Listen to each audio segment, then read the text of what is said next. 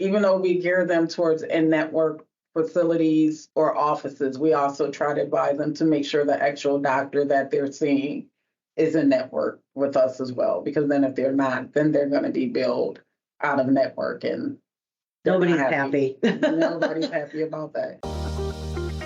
Welcome to Under the Coverage. During each episode, we interview people, sometimes it's just each other, who spend their working days focused on health benefits and health care. As consumers, we want the same thing you do. We want the entire system to be less complicated. Our guests share insights about how they navigate healthcare and the health benefits systems. I'm Jolene Myers. And I'm Sarah Flusky. And we're ready to lament, complain, empathize, and maybe help a few people. Tracey has 23 years of pharmacy experience, and we've been lucky to have her at Nova for the last 3 years. She gets joy from being able to help people, and in her role at Nova, she gets to do that every day. Tracey, welcome to the podcast. Thank you. Thank you for having me, ladies. We've talked a lot with other guests about the value and understanding what your benefit coverage looks like. What we haven't gotten into is why it's important for members to understand what's not covered. Mm-hmm. People often look for a participating primary care provider, but they often forget to research specialists, labs, facilities to see if they're in network. Talk to us about how in your role you see those types of problems surface. I would say, like, in the aspect of when they're looking for facilities or medical offices, and they think the office is participating or in network, and they may be, but the actual provider that they're seeing may not be participating or hasn't been credentialed with. So when they see this member, when they see the provider, they'll get a bill, and they're like, oh my gosh, this office is a network. I asked, they said they participate, and we have to explain, but the doctor that you're seeing, or it could be a PA or a nursing assistant that's not participating, that's not credentialed.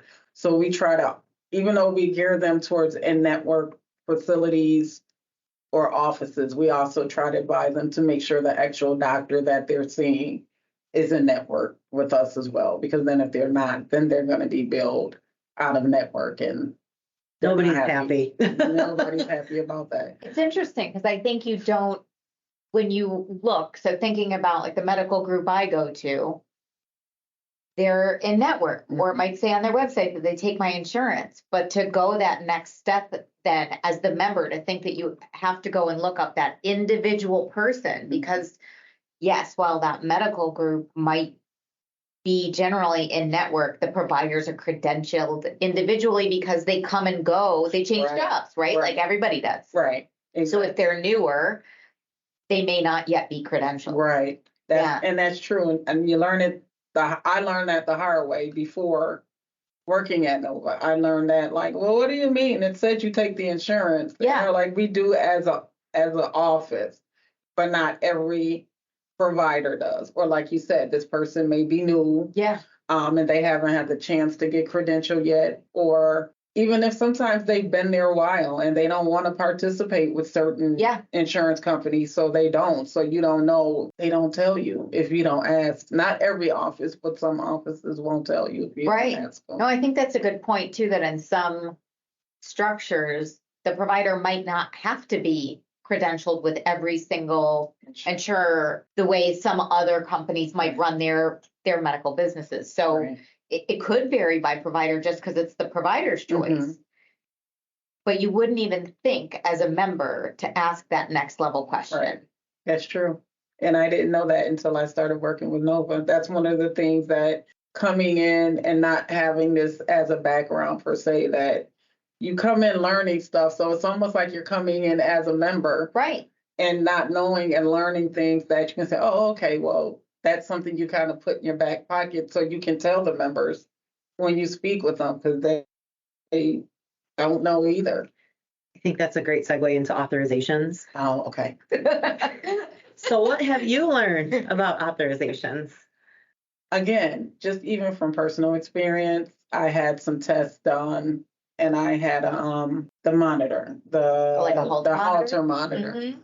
And they give it to you in the office, so you don't think, oh, okay, well, it's good. There's nothing I have to do. I just put it on and do what they tell me. and then you get a bill in the mail because maybe they didn't authorize it and you didn't know to ask. 'Cause Right. as a member, we don't know to say, hey, because I didn't know what an authorization was. Yep. And yeah, so you have to go through all that just to figure out why you're being billed. And it's not cheap. It can be pretty costly just to get the equipment. So when you get it and you get the bill and it's like $1,000 or whatever it may be, you're like, wait a minute, what's this? Right. So yeah, it's Yeah, that Holter monitor will be going nuts when you yeah. have that. Yeah, it's like the bill, you're definitely gonna have some heartbeats and some palpitations. So the reading is gonna be as high as the bill Yeah. when you get in. I think that's so interesting because you listen to your doctor. So your doctor is going to say, this is what you need. This is the medication you should Mhm. take.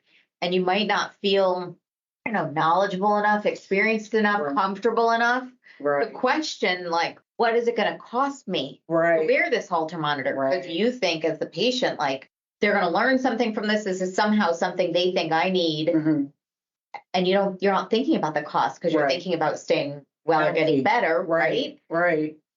And now you have a bill. Now you have a bill, and you don't consider, because if your doctor is telling you this is something you need, and they know, being in the medical field, Right. they know the process. So you're like, oh, okay, well, Yeah. if you say this is what I need, I and got this this is all now. I need to do, cool, let's do it. Right. And you don't think to ask certain questions because you're not aware that it's going to need an authorization, or even with the authorizations, when they send them to get read, they're not always read by the same place that you're getting it provided from. So Oh, that right. place could be out of network, and that can cause a bill. So much that goes into that you don't know. Right. So there's the equipment and the Yeah. cost for the equipment and then the analysis, Yes. which is performed by somebody else. By somebody else, depending, it could be the doctor, it could be somebody else that's reading it. Yeah. So then they cannot be participating. So that could be another aspect to a bill.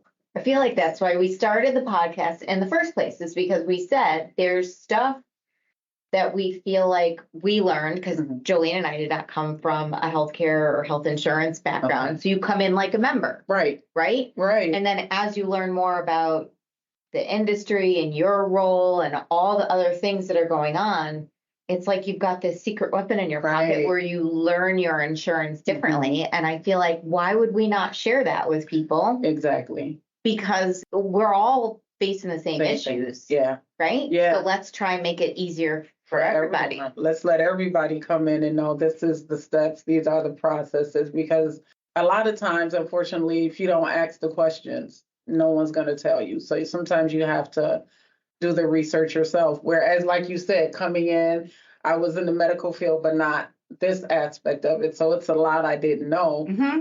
So that I can give that information to other people, even if it's just, hey, ask this question. Yeah. Ask, is this doctor participating? Just because it's so much that you don't know unless you ask. Yeah. So I'm happy to be able to give that information to members when they call in, and you'd be amazed how relieved they are to know certain things that they didn't know before. Right. Yeah. Yeah. It's fantastic. Yeah, we're lucky to have you on the team to kind of share your knowledge, and Thank you. the callers or the members that call in, I'm sure, learn a lot when they talk to you. So I hope so. keep on keeping on. Keep on trucking. Well, Thank you. You're welcome. This podcast was brought to you by Nova Healthcare Administrators. Do you have a question or a situation you'd like advice about? You can find us on Twitter at UNDR The Coverage. If you're into email, you can reach us at podcast@novahealthcare.com. Don't forget to leave a review, give us a like, or subscribe, but more importantly, share. We'll find the insiders, you share it with the outsiders.